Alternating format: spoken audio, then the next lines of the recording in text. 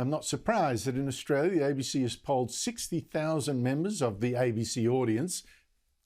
That's not quite representative. And found, surprise, surprise, and they agree with what the ABC keeps insisting and keeps telling them. We are racist. A majority of Australians believe racism is widespread and many have personally experienced it. That's the latest finding of the ABC's Australia Talks national survey. It's prompted renewed calls for a national anti-racism strategy. Yeah, except, so many of these anti-racism programs pushed by governments in particular seem, to many people, I think, to be racist themselves.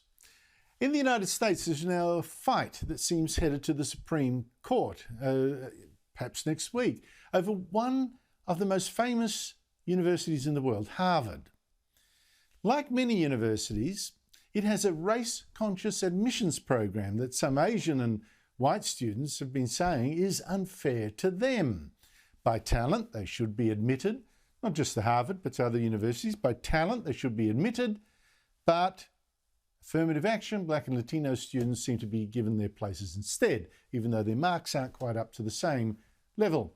Joining me is North American correspondent Annelise Nielsen. Annelise, this is a really interesting fight in America's top court, if it accepts the case.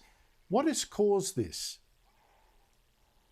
Well, this is one of the really unusual factors of the Supreme Court in the United States, is they can decide exactly what cases they hear, and so the hearing will be about whether they decide to hear it and then they'll make the decision. But what we're seeing here is this discussion from the Students for Fair Admissions, this group, that they want to see more objectivity in the kind of parameters used to say that these diversity measures are used for admissions purposes, but they also want it to be not racially biased. And one of the interesting things about this group is that they're predominantly representing Asian Americans.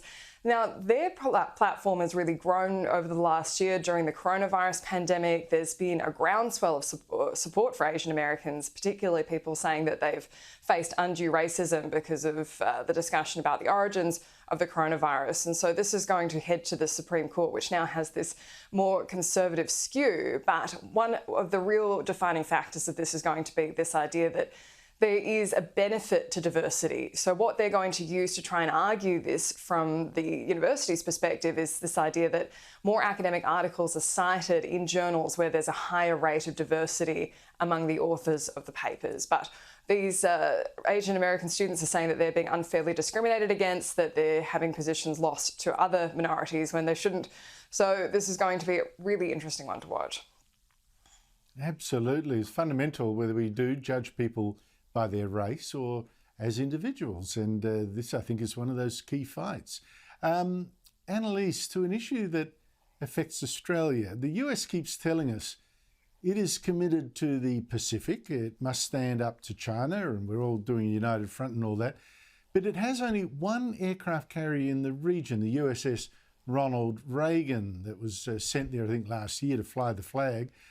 It's now moving, though, to the Middle East to help the US withdraw from Afghanistan, give it air cover. Critics are saying that this shows the US is not properly equipped to actually confront China. How much concern is there really?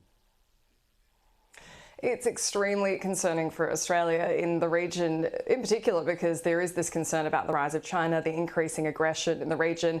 But one of the things to consider here is the fact that aircraft carriers aren't as strategically advantageous as they used to be.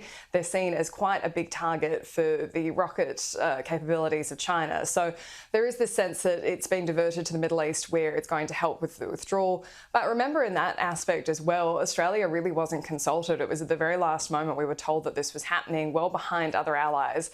So this is going to be something watched very closely by Australian defence industry, but we are also seeing a kind of increasing focus on different allies in the region. We've seen military activity with the UK, the British Navy, as well as French Navy cooperating with the United States. So there's going to be that greater focus on the Quad as well, which includes India and Japan as well as Australia. But this is certainly a time that's defining our relationship with the US under the Biden administration. Annelise, my son has just flown in from a place in the US where there were few masks to lockdown Victoria. The US was once the basket case, and we used to laugh at it fighting the coronavirus, or the media claimed it was a joke. Now it's opening up while Victoria is shut down. Half the population in America is fully vaccinated. It certainly can't be said of Australia. How is the US now managing this transition to supposedly normal? Well, I'm glad your son's back in Australia. That must be a big relief because it's still hard to get flights to the country, as you well know. But it is just that sense that it's over. When you speak to most Americans, if they wanted to get the vaccine, they've had it.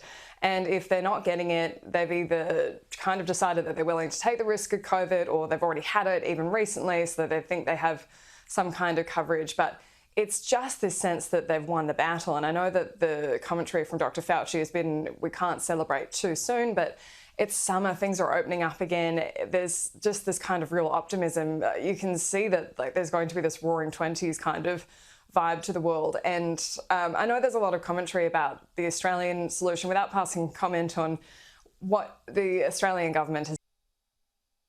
I do find it surprising a lot of the time when they say, oh, Australia is the envy of the world. Most people here just still have no idea that Australia locked down, that they're still locking down. They don't understand the hotel quarantine system. And I definitely get more people asking me about how the koalas are going after the bushfires than how coronavirus has gone in Australia. But yeah, I got to say, get the vaccine if you can, because it changes everything. Well, I think it sure is changing life in America. Annelise, Nielsen, thank you so much for your time. Thanks.